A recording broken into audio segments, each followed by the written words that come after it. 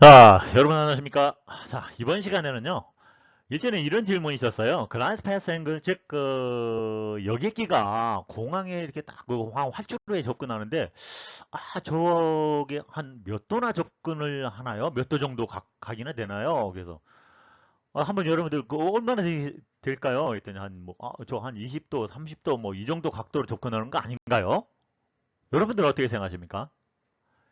저쪽에 김포공항 쪽에 보면은 뭐 항공기가 여객기가 자주 이렇게 접근하는 걸 많이 잘 볼 수 있잖아요. 높이서. 저 정도면은 뭐 얼마나 될까요? 여러분들 어떻게 생각하십니까? 자, 그 질문에 대해서 오늘 활공 경로 각 또는 글라스 패스 앵글, 글라스 패스입니다. 글라스 패스 또는 글라스 슬롭이라고도 해요. 슬롭. 글라스 슬롭 앵글이라고도 합니다. 이거에 대해서 한번 알아볼게요. 자, 여기에 좋은 그림이 있어서 제가 클립을 발췌를 해왔으니까 여러분들 필요하면 이 내용을 보시면 됩니다. 자, 여기 그림을 이렇게 보시면, 비디오 보시면 지금 여객기가 있잖아요. 여객기가 여기 이렇게 쭉 가는 거. 이게 전파선이에요. 이게 전파선. 전파선인데 사실 이건 보이는 선은 아닙니다. 보이는 선은 아니에요. 보이는 선은 아닌데, 지금 이렇게 이제 여러분들이 이해를 돕기 위해서 이렇게 지금 파란선으로 표가 됐죠. 볼까요? 먼저 비행기가 여객기가 접근하는 것을 먼저 봅니다. 쭉 가죠. 쭉 갑니다. 쭉 접근해 가고 있어요. 자, 인터셉트 되면서 강화하기 시작합니다. 쭉 강화, 리센 하고 쭉 내려가는 거예요. 그죠? 이렇게 내려가는 거예요. 그럼 이게 몇 도 각이나 되겠느냐? 지금 오늘 주제입니다. 자, 이번에는요, 요 계기를 한번 보세요. 계기. 이게 계기예요. 이게 IRS 계기인데, IRS. 즉, 로컬라이저하고 글라이스패스하고 두 개를 다. 로컬라이저. 이게 이제, 수직으로 이렇게 딱 돼 있죠. 이게 이제 로컬라이저라고. 로컬라이저. 이거는 이제 글라이스패스. 글라이스패스인데, 글라이스패스 인디케이터입니다. 즉, 높낮이를, 그죠? 높낮이를 지시하는 거예요. 한번 볼까요? 이번에 이 계기를 중심으로 보세요. 쭉 내려오죠? 내려오네요. 내려와서 가운데 딱 된 순간이 인터셉트 된 겁니다. 그러면서 이제 쭉 내려가는 거예요. 자, 오늘 질문의 요지는 이 각이 지금 예를 들어서 우리가 수평이라고 했을 때 이 각이 얼마나 되겠냐는 겁니다. 요 각이. 그죠? 요 각이. 얼마나 될까요? 자, 또 하나 아주 좋은 그림이 있어요. 이것도 위키에서 받은 내용인데 한번 보세요, 여러분들. 아주 사진이 잘 찍었죠. 지금 쫙 뒤에서부터 지금 접근하고 있는 겁니다. 아주 잘 접근하고 있어요, 이렇게 접근하고 있죠. 접근하고 있는. 그런데 요 지평선 있잖아요, 이게 우리 지평선. 지평선하고 이 각도가 얼마나? 이 각도가. 여러분들 얼마나 생각하시나요? 한 5도? 10도? 뭐 어떤 사람은 저 뭐 한 20도 되는 거 아니에요? 아니, 항공기를 보고 하는 거예요. 김포공항 쪽에 있는 접근하는 항공기를 보고, 뭐 한 10도, 20도 뭐 이렇게 됩니까? 일반 사람들은 뭐 그렇게 생각할 수가 있잖아요. 이 각도는 3도입니다. 3도. 3도요? 1, 2, 3. 3도예요. 3도. 30도가 아니라 3도. 어? 그렇게 낮게 접근합니까? 낮아요. 이렇게 낮아야 정상적으로 터치다운 할 때 착, 사뿐히 내려앉을 수가 있는 거예요. 이 3도예요. 그래서 글라스 패스 앵글은 3 degree, 3도다. 라는 것을 여러분들 꼭 기억을 해 주시기 바랍니다. 아셨죠? 이 각도는 3도예요. 3도. 자, 이것을 여러분들 염두에 두시고 어떤 내용인지 같이 한번 알아볼게요. 자, final approach입니다. The final approach is the last leg. last leg이라 있죠. last leg. 마지막 구간이에요. 마지막 구간. In an airframe, the aircraft is approached to the landing. 항공기가 착륙하기 위해서 접근하는, 그죠? 착륙에 접근하는 마지막 구간인데 when the aircraft is line up, 라인업이네요. 라인업 많이 나옵니다. 라인업 어디하고 라인업 하죠? 활주로하고 활주로하고 딱 일치시키는 거예요. 정렬시키는 거예요. 일직선으로.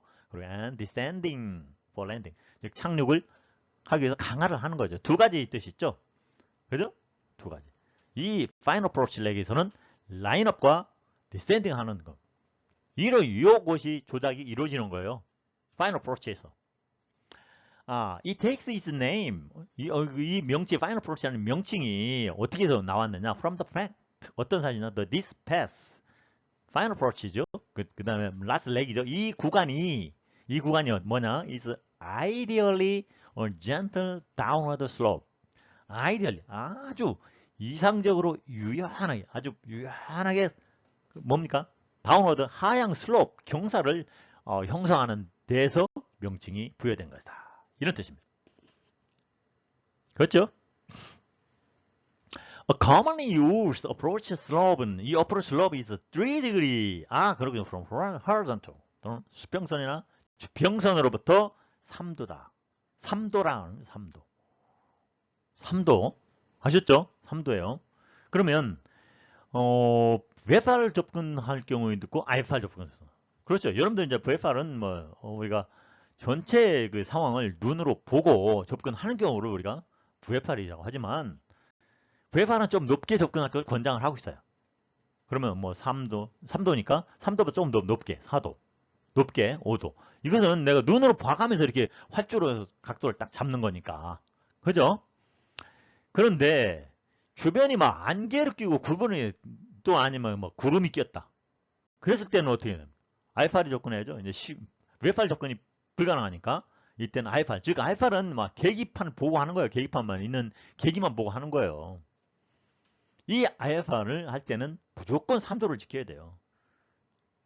여기 예외가 없어요. 3도. 만약에 3도보다 낮으면 어떨까요? 만약 3도에 더 낮으면 이것은 큰일 납니다. 3도에 더 낮으면 안 됩니다. 절대로. 높으면 차라리 낫지만 낮으면 안 됩니다. 왜요? 왜 그렇죠? 당연한 거죠. 주변 장애물이라든지 아니면 여러 가지.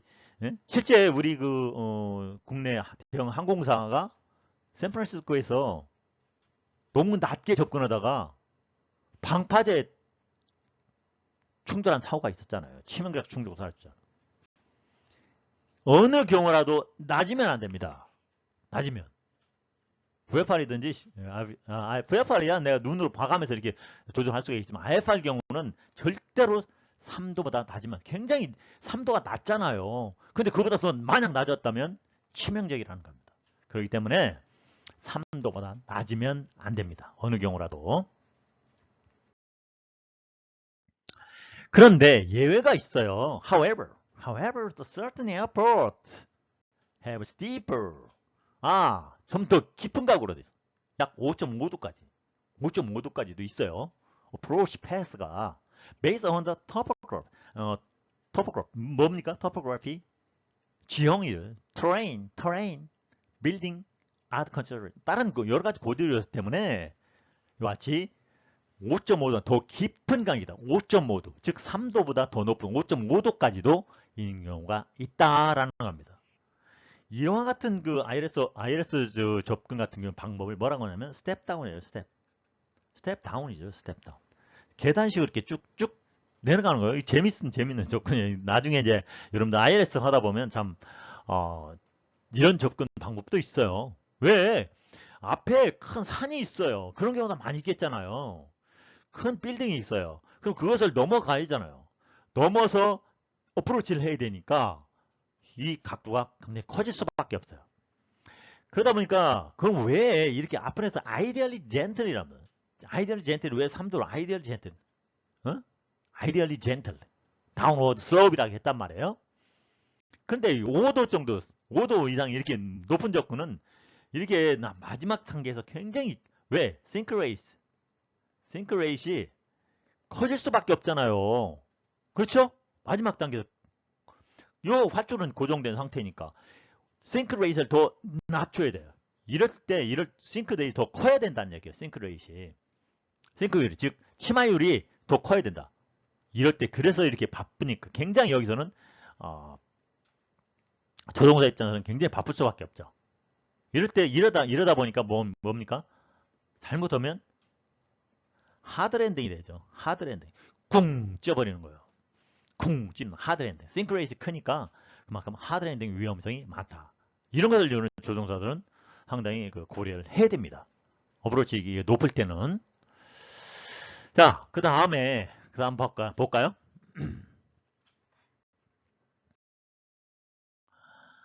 이렇게 스탠다드 그레디언트라고 하거든요. 그레디언트. 이 그레디언트라는 것은 뭐 용어에 많이 나와요. 그 기상 용어에도 많이 나와요. 그레디언트. 경도. 근데 경사도, 경도 이렇게 합니다. 20 to 1인데 20대 1인데 이것을 막 경사도 5% 또는 3 degree라고 합니다. 스탠다드가요. 그러면 glass pass can be part of ILS. 즉 이것은 ILS 한 부분이다. ILS는 로컬라이저가 있다고 했죠. ILS 시스템은 두 개가 지금 로컬라이저 시스템이 있고 그다음에 글라이드 슬롭 인디케이터 시스템이 있습니다. 두 가지 한 시스템입니다. 두 가지가 하나가 돼서 precision approach 즉 정밀 precision approach 정밀 접근을 형성하는 거예요. 정밀 접근이라는 것은 바로 뭡니까? 이렇게 활공 비행 방향 그다음에 활공 경로 이걸 두 가지 다 동시에 해주는 거예요. 이것을 우리가 뭐 로컬라이저라든지 이게 이제 ILS입니다. 이게 ILS의 한 구성품이에요. 그래서 여기 이제 추가적으로 그림이 있는데 이 상태가 이제 다시 한번 똑같은 상황이에요. 자, 그죠? 이 중앙에 왔을 때 딱 여기에 들어온 거예요. 방향이라든지 아니면 활공 경로 중앙에 와요. 이거 그죠? 이렇게 내 선이 지금 종파선이 높이 있잖아요. 그럼 나는 낮게 있는 거예요. 아주 단순. 계기는 물론 복잡하지만 우리 조종사들이나 이런 사람들이 보기에 아주 사용하기 아주 쉽게 단순하게 그럼 이렇게 제작이 돼 있다. 그렇죠? 그런 거 알 수 있겠죠? 자, 다음 한번 볼까요? 이것도 똑같은 그림이에요. 똑같은 그림인데, 자, 뭐 위에 것도 이제 이 전파선이 아래에 있네요. 뭡니까? 여기가 내 위치예요. 그럼 내가 그 정상보다 위에 있다는 거예요. 어떻게 하겠어요? 기술을 꾹 찍어 눌러서 빨리 따라가야 되겠죠. 너무 높으니까. 그 다음에 아래 요 경우는 어떻습니까? 전파선이 위에 있네요. 그죠? 전파선 위에 있어요. 그럼 어떻게 되겠습니까? 그냥 기다리든지 아니면 강하율을 좀 더 낮추든지 강하율을 낮추고 기다리면 금방 여기로 딱 들어오죠. 들어올 수 있죠. 너무 낮으니까 바로 이게 쫓아갈 수가 있죠. 이런 사례예요. 이것을 우리가 쉽게 얘기해서 이건 뭐 지금 이것도 많이 있어요. 이게 우리가 그 아날로그 계기죠, 아날로그. 아날로그 계기. 그런데요, 여러분들 이게 요새 항공기 운송용 항공기 계기판 이렇게 가끔 나오는 거 보면 이런 아날로그 계기가 없어요. 저 뭐야 저게? 막 그러다 보면 디스플레이가 큰 게 디스플레이가 있죠. 예? 여러분들 그런 거 안 보시나요? 디스플레이. 그래서 우리가 글라스 칵핏이라고 합니다. 글라스 칵핏. 글라스 칵핏이라고 하는데 이런 똑같은 건지 이렇게 나타나요. 여기 초록색이나 아니면 다른 색으로 이렇게 해서 그렇죠? 이거 낮으니까 여기 낮게 돼요. 여기 높으니까 여기 낮게. 똑같은 거예요. 이것은 뭐냐? 우리가 프라이머리죠. 프라이머리 플라이트 디스플레이. 프라이인데 이것을 PFD 이렇게 앞으로 여러분들 이거 많이 들을 거예요. 이제는 이 아날로그에서 디지털로 전환되는 거 아니어서 PFD 이런 걸 많이 이런 계기를 다루게 될 거예요. 지금이야 뭐 우리가 다루는 건 대부분이 그렇다고 해서 이 아날로그 절대 무시하면 안 됩니다. 우리 기본 과정 하는 사람들은 전부 다 대부분 다 아날로그 시스템을 물론 경비행기도 이와 같이 다 글라스 칵핏으로 지금 많이 전환하고 있는 추세지만 그래도 아직도 많은 항공기들이 많은 경비행기들이 아날로그 시스템을 그대로 가지고 있습니다. 그리고 처음 배우는 것도 이 아날로그 시스템을 배워야 디지털로 넘어가는 거예요. 그 잘 이해를 해야. 아셨죠? 그런 그 차이가 있으니까. 오늘 뭐 주제는 그것이 아니잖아요. 뭐 어쨌든 그 글라스 패스 앵글이 뭔가, 얼마인가, 요것을 여러분들에게 다뤘습니다. 이것도 뭐 거의 그 유사한 그림이에요. 계속 반복된 그림인데, 이렇게 전파선은 보이지 않지만 이렇게 딱 여기에 따라서 들어가면 정확하게 들어가는 거예요. 정확하게 들어갈 수 있도록. 이게 우리가 ILS 뭐 이렇게 많이 하고 ILS. 근데 ILS만 있습니까? 또 뭐 요새는 GPS 접근 있잖아요. GPS 접근도 있어요. 응? 아하, GPS 접근. 그래요? 그러면 ILS도 없고 GPS도 접근 없으면 언제 해야 되나? 이때는 그 Visual Approach Slope Indicator 해서 이렇게 이거 활줄 측면 이렇게 있어야 돼요. 불빛이 즉 빨간 거 백색 그다음에 적색하고 이제 백색하고 딱 이렇게 조합을 해서 적색 두 개, 백색 두 개 하면은 정상 접근. 이렇게 불빛으로도 바지 불빛으로도 이렇게 어프로치 하게 됩니다. 이걸 가지고도 보는 거예요. 이게 ILS 할 때는 이거 두 개 다 비교해서도 보고 있으면 다 확인을 해야죠. 경비행기 조종사도 있으면 활용할 수 있어야 되는 거예요. 안 그렇습니까? 있으면 다 확인할 수 있어야 돼요. 그래서 이게 지시를 배우는 겁니다. 계기비행 하면은요, 앞으로 이제 우리 뭐, 기본 과정도 마찬가지지만, 기본 과정 끝나는 무렵에 ILS를 합니다. ILS가 아니라 계기비행. 그 다음에 사업용은요, 계기비행 필수예요, 이제 필수. 사업용 뭐, 운송용은 더 말할 것도 없고, 운송용은 거의 다 계기비행으로 채워져 있다고 보셔야 되고, 그와 같이 계기비행은 굉장히 어려운 과목같이 눕혀졌지만 사실 계기비행이 완성이 안 되면 비행이 조종사가 미완성 조종사로 보는 거예요. 왜? 야간 비행도 그만큼 비행기 할 수 있는 거리도 제한돼요. 계기비행이 없는 조종사는 또 승객을 태울 수 있는 것도 조종이 되고. 그러니까 완전히 불안전한 조종사죠. 계기비행을 할 수 있는 조종사가 돼서야 비로소 완전한 조종사다 이렇게 할 수 있기 때문에 계기비행 해야 되겠죠. 근데 어렵죠? 어렵습니까? 어려울 겁니다.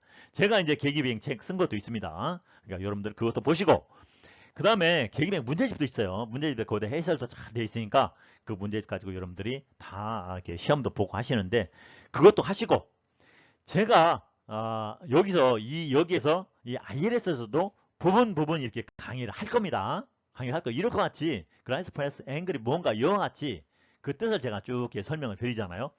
요런 거하고 이렇게 다 조화를 하시면 여러분도 계기비행을 완성하는데 크게 어렵지 않을 겁니다. 자, 이번 시간에는 글라스 패스 앵글에 대해서 알아봤습니다. 자, 여러분 감사합니다.